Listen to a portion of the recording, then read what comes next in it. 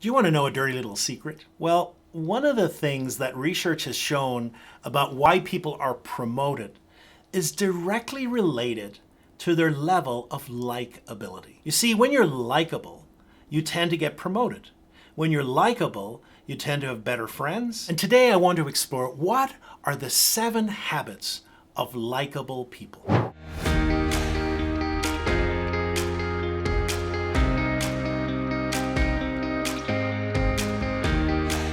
Today we're going to explore 7 habits that all help us be more likable. Stay tuned because I also have a free gift, which is a survey and assessment which will help you gauge how present you are in conversations, because that's one of the habits that we're going to explore later on. The first habit is they are genuinely interested in other people. Have you ever been in a conversation where you've just felt that the other person's going through the motions? They're asking questions of you, so you can just sense from the way they ask the questions to how their body language looks that they're really not interested in the answer. Now think about a conversation you have with a person who's truly curious about you, who asks questions of you because they are genuinely interested. Think about how that feels different.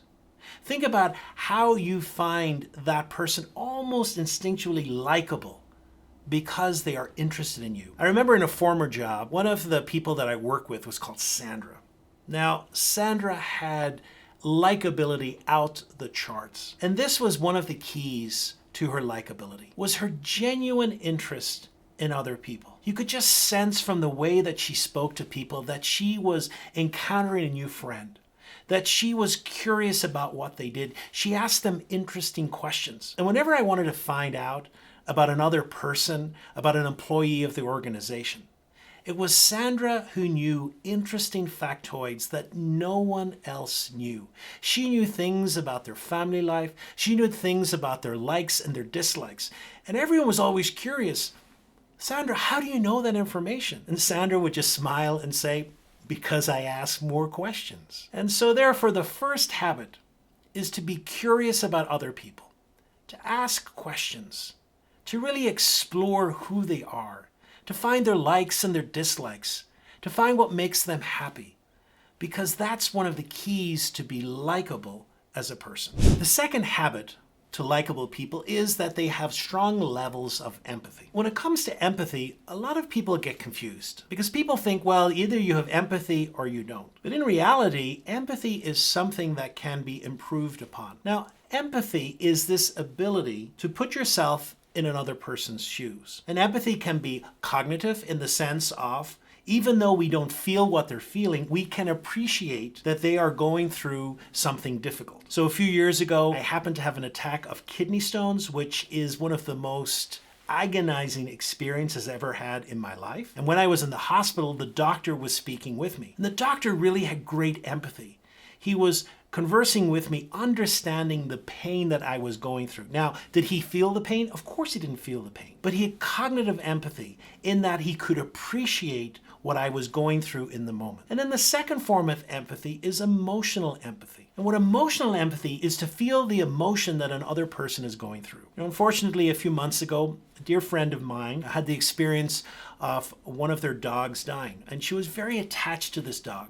And I remember being with her, and as she spoke about the experience and the life of this dog and what the dog meant in her life, she began to tear up, and I began to tear up as well, because I could really feel the emotion that she was going through, and her sadness had been caught by me, and I also began to feel sad. So people who show empathy are people we tend to have bonds and connections with, and they are people who we like. By the way, if you're looking to increase your empathy, there's interesting research to show that people who read lots of fiction happen to have higher levels of empathy. Now think about that for a minute. Why would that be so? Well, when you read a great novel, you become immersed in the story.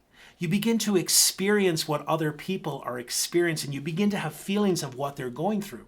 It can also open our minds to people from different cultures or different settings that we've never experienced before. So if you want to increase your level of empathy, get a few great novels and begin to immerse yourself in the story.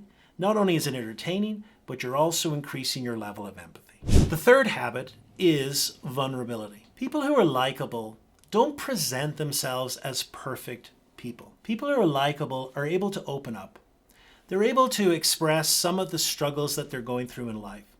They're able to express some of their fears. They're able to express some of the difficulties that they're going through. And we are inherently attracted to people who are vulnerable. We like to hear that other people are just like us, that other people are struggling in the same ways, that other people appreciate the struggles that we're going through. And so therefore, at times, in America, one of the most difficult things to say in the workplace are things like, I don't know, or I need help. But the ability to express that, the ability to open up and be vulnerable, to say, I got this wrong, actually is increasing our level of likableness to other people rather than the other way around. The fourth habit is they have a sense of humor. Research has shown that the quickest way to bond with another human being is to share humor, to share a joke. Because what happens is through the humor, a connection happens. And so therefore, it's important to ask, do we recognize what makes us laugh? Are we able to take things a little bit lightheartedly? Does everything have to be serious? Are we able to laugh at ourselves, to laugh at some of the things that we do?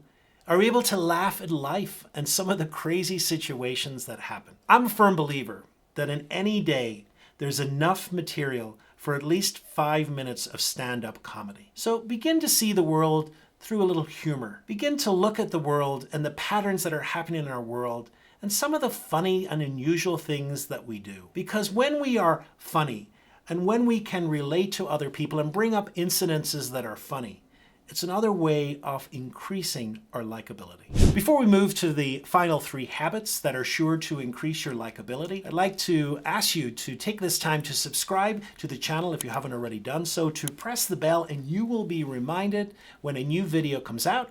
I tend to come up with a new video each week on a different area of emotional intelligence, just like this one about likability, issues that will help you improve your relationships at work and at home. The 5th habit is that likable people are present. We have so many competing demands today for our attention. And therefore, when we experience someone who's truly present with us, the quality of that presence really impacts us. And it makes that other person likable in our eyes. Now, many of you may say, oh, wait a minute, I just don't have time, I'm so busy. But here's what I would suggest to you. How many times do we find ourselves in conversations that are truly distracted? And so we have 10 minutes of a distracted conversation and the person leaves and really they didn't feel anything. But what if we were truly present in that conversation? What if we put away our distractions? We moved away from our computers. We put away our phones and we truly focused on the person in front of us. Let me tell you, that will be felt by the other person. I'm a great believer that there's a hunger in the world, not just a hunger for food, but a hunger to be truly listened to. And when we experience another person who is listening with all their being, who is truly present to us, that experience is remarkable. And in our head, we cannot help but like that other person. The 6th habit of likable people is that they are generous. Now, when it comes to generosity, I'm not just talking about the generosity of giving someone money. What I'm talking about is generosity of time, generosity of being able to show another person perhaps something they need, a generosity in offering to do something for someone, going out of your way. These are signs to the other person that you truly care. That you care enough to stop and to offer them some advice, some counsel, maybe to model a behavior, maybe in the workplace to be a mentor for them. So when it comes to likability, think about how you may show some generosity to the other person. And the final habit of likable people is they are passionate. You see, one of the things that we find most attractive about another person is when they are passionate about something. I also coach a lot of people when it comes to public speaking. And people feel that when it comes to speaking in public, they have to be perfect. But I always say to them, You know, passion covers a multitude of sins. And what I mean by that, you may not be the perfect speaker, you may have ums and ahs, but if you're passionate about something, people find that engaging and they are attracted to it. So when you show up with passion. Be passionate about something because people find that engaging and they want to learn more, and it increases your level of likability. So there you have it, 7 habits of likable people. As you review them, perhaps there is one there that really strikes you, one that you want to begin to focus upon. Now, one of the habits I mentioned is how to be present to other people. And I'd like to offer you a free gift today. If you scroll down below, you'll find a link to a survey which will assess your level of presence to another person, especially in a conversation. Take that survey and then assess where you're at with that habit, and it will offer some suggestions on how you might be more present in the conversations that you have. And if you've enjoyed this video, I invite you to watch the next one, which explores how to become more approachable at work.